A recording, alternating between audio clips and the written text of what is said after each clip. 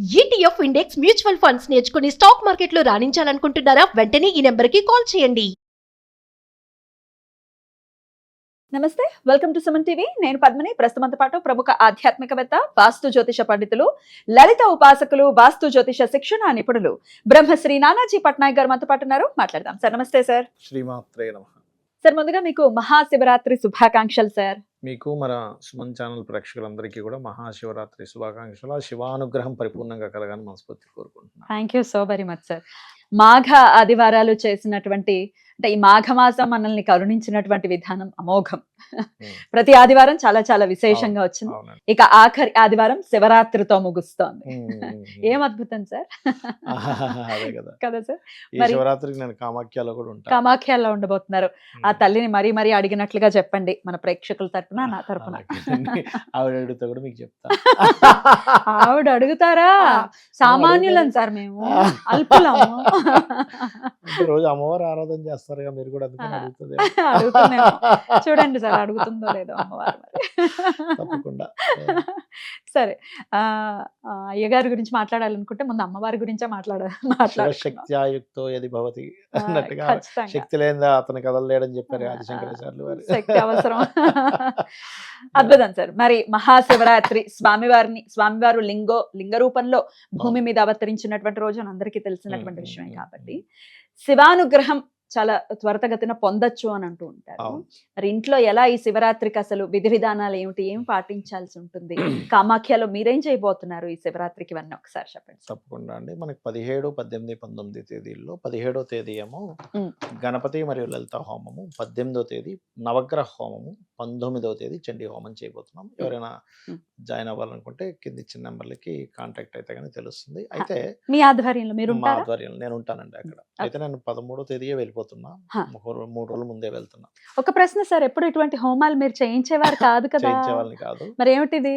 Last month ఫ్రీగా చేసాం అందరికి. చేశారు. చండీ లాస్ట్ అమావాస్యకి అందరికి ఫ్రీగా చేసాం. ఏంటంటే ఒక సంకల్పం చేసుకున్నాను. అష్టాదశ శక్తిపీఠ హోమోత్సవం ఈ ప్రోగ్రామ్ పేరు. అంటే అన్ని అష్టాదశ శక్తిపీఠాల్లోని హోమం జరుగుతుంది 1 by 1 గా. దాని తర్వాత ఒక గోశాల నిర్మాణం చేయాలి, అందులో అమ్మవారికి సంబంధించింది ప్లస్ గోశాల నిర్మాణం చేయాలని సంకల్పం. దానికోసం చేస్తున్న పని ఇదంతా కూడా. అది అమ్మవారు సంకల్పించింది, నేను ఎప్పుడూ అనుకోలేదు. అది ఎందుకు మరి ఆ సంకల్పం ఎందుకు జరిగిందో, అది కూడా సడన్ గా, అదేదో పెద్ద ప్లానెడ్ కూడా ఏం కాదు. నేను క్యాజువల్ గా 3 మనుషులు సాధన కోసం వెళ్దాం అనుకున్న వాళ్ళం ఈ ప్రోగ్రామ్ పెట్టుకున్నారు. అసలు ఆ టికెట్స్ బుక్ అయ్యే తర్వాత కొంతసేపటికి వచ్చిన ఐడియా ఇది. అంతేగాని అది స్ఫురణ కలిగించింది. ఐడియాను కూడా అనకూడదు, అమ్మవారు స్ఫురణ కలిగించింది. ఖచ్చితంగా అనుగ్రహం అలా వచ్చింది. మొదటి పీఠమే కామాఖ్యలో. అవునండి, అవును. అద్భుతం. కావాలి అనుకునే వాళ్ళు మరి కాంటాక్ట్ చేయండి పట్నాయక్ గారికి. సో అయితే ఈ శివరాత్రి ఇప్పుడు మనకి చూడండి, మరి ప్రతి నెల అమావాస్య వస్తూ ఉంటుంది, రోజులు గడుస్తూనే ఉంటాయి. మరి శివరాత్రికి ఎందుకు ఇంత ప్రత్యేకత అంటే, మనకి శాస్త్రాల్లో పురాణాల్లో కొన్ని తిథులు, ఇప్పుడు మనకి చూడండి గురుపుష్య యోగం అంటాం, అదేవిధంగా భాను సప్తమి అంటాం, ఆదివారం నాడు సప్తమి వస్తాయి. ఓకే, అలా ఏంటంటే మనకి కొన్ని మాసాలలో ఆ రోజు కలిగేటువంటి కొన్ని తిథులకి ఒక్కొక్క దేవత యొక్క ఎనర్జీ ఎక్కువగా ఉంటుంది, చాలా ఎక్కువగా ఉంటుంది.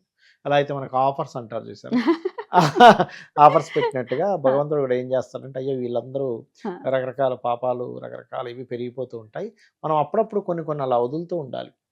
లేదు జైల్లో ఉండే ఖైదీలకి అదేదో జనవరి 26 బయటికి పంపిస్తారు. మంచి పాయింట్ చెప్పారు, సత్ప్రవర్తన ఉన్న వాళ్ళకి బయటికి పంపించినట్టుగా. మనకేంటంటే మనకు తెలుసో తెలియకో ఎన్నో పాపాలు చేస్తూ ఉంటాం, తెలుసో తెలియకో జరుగుతూ ఉంటాయి. అన్ని తెలిసి చేయాలని రూల్ లేదు. అలా జరుగుతున్నటువంటివి అన్ని కూడా మరి అన్ని కేస్ ఫైల్స్ అన్ని ఇదైపోతుంటాయిగా. కొన్ని తగ్గించడం కోసం పరమాత్మ ఏం చేస్తారంటే, ఇలాంటి పర్వదినాల్లో మీరు మీరు అభిషేకం చేయండి, ఆ రోజు జాగరణ ఉండండి, మీకు ఖచ్చితంగా చాలా మటుకు తగ్గిపోతాయి. అలాంటిది శివరాత్రి. అయితే ఈ శివరాత్రి రోజు మనం కేవలం ఏంటంటే ఏదో అభిషేకం చేసుకున్నాం పొద్దున్నంతా, రాత్రి జాగరణ ఉన్నాం, పడుకుని పోయాం అనుకుంటాం. కానీ దీని వెనకాతల చాలా పెద్ద సైన్స్ దాగుంది. ఎలా అంటే, మొట్టమొదటిగా ఫాస్టింగ్ ఉంటాం, అందులోని పార్థివలింగాన్ని పెట్టి మనం అభిషేకం చేయమని చెప్తుంది శాస్త్రం. ఎప్పుడైనా మనం మట్టితో చేసినటువంటి పదార్థానికి కనుక మనం చేసినట్లయితే ఫస్ట్ ఆఫ్ ఆల్ ఏమవుతుందంటే ఆయుష్ పెరుగుతుంది. గుర్తుపెట్టుకోండి. పార్థివలింగం అభిషేకం వల్ల ఆయుష్ పెరుగుతుంది. కుజుడు అధిపతి 1 అండ్ 8th లార్డ్ ఆస్ట్రాలజికల్ పరంగా. భూమి భూపుత్రుడు ఆయన. భూపుత్రుడు ఆయన. అవును. 1 and natural 1 and 8th lord. ఆయుష్ కారకుడు ఆయన. శనితో పాటు కుజుడు కూడా అవుతాడు. ఉమ్, అయితే ఎవరైతే పార్థివలింగాన్ని పెట్టుకొని ఆ రోజంతా అభిషేకాది కార్యక్రమంలో మనకి లింగోద్భవ కాల సమయం వరకు అభిషేకం చేస్తూ నమశివాయ మంత్రంతో చేస్తున్నట్లయితే ఆ యొక్క జీవుడికి దీర్ఘాయుష్యు పెరుగుతుంది. బా. గుర్తుపెట్టుకోండి. ఆకస్మిక సంఘటనలు తగ్గుతాయి. ఉమ్, సరే జాగరణ ఉన్నాము, పొద్దున్నంత చేయాలి, మరి నిద్రపోకుండా ఎందుకు ఉండాలనేది అర్థం కాదు చాలా మందికి.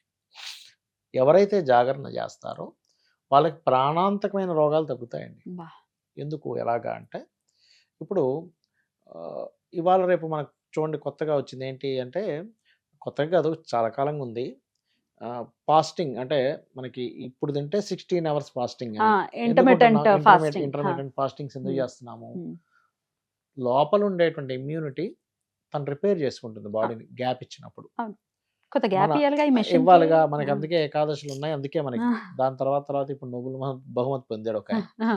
ఎప్పుడైతే మనము ఈ శివరాత్రి రోజు కొంచెం ఆకలేస్తే పళ్ళవి తీసుకొని కొద్దిగా మనం ఎప్పుడైతే ఆహారం తక్కువ తీసుకుంటామో రాత్రి జాగరణ చేయడానికి మన శరీరం ఉపయోగపడుతుంది. సహకరిస్తుంది. లేకపోతే ఏమైపోతుందంటే శుభ్రంగా తిని కడుపు నిండా తిన పడుకుని పోతాం. అవును. మరి ఎందుకు జాగరణ చేయాలి? కొన్ని సార్లు కొన్ని రాసుల్లో గ్రహస్థులు ఉన్నప్పుడు ఏమవుతుందంటే మనం ఏదైతే జాగరణ చేస్తామో మనకు చూడండి ఏదైనా ఒక జబ్బు తగ్గడానికి డాక్టర్ గారు ఏం చేస్తారు, విపరీతమైన నిద్ర వచ్చేలాంటి టాబ్లెట్స్ ఇస్తారు కోసం. మొత్తం నిద్ర అండి, బాగా నిద్ర పట్టింది, కొంచెం ఫ్రీ అయ్యామంటాం. నిద్ర పోవడం వల్ల నీ జబ్బు తగ్గింది. ఎప్పుడైతే మనం ఒక రోజు ముందు నుంచి కూడా మనం మనకి జాగరణ చేస్తూ ఆ నెక్స్ట్ డే చాలా మంది తెలియక ఏం చేస్తారంటే రాత్రి అంతా జాగరణ చేసి పొద్దున్నే నిద్రపోతారు. పొద్దున్న నిద్రపోకూడదు. ఆ నెక్స్ట్ డే నైట్ నిద్రపోవాలి. అంతసేపు మీ నిద్ర ఆగినప్పుడు మీరు తిని పడుకుంటే ఎంత నిద్ర వస్తుందండి? ఇంకా అసలు ప్రపంచంతో సంబంధం లేకుండా నిద్రపోతాడు మనిషి. అంత నిద్రపోయినప్పుడు మీ హెల్త్ పరిస్థితి ఎలా ఉంటుంది? కంప్లీట్ రెస్టింగ్ మోడ్ లో ఉంటుంది. ఎందుకంటే చంద్రుడు రవిరాశుల వైపు వెళ్తున్న రోజు వస్తుంది ఇది మనకి ఎప్పుడు కూడా. సన్ అంటే దేనికి కారకుడు? ఆరోగ్యానికి కారకుడు.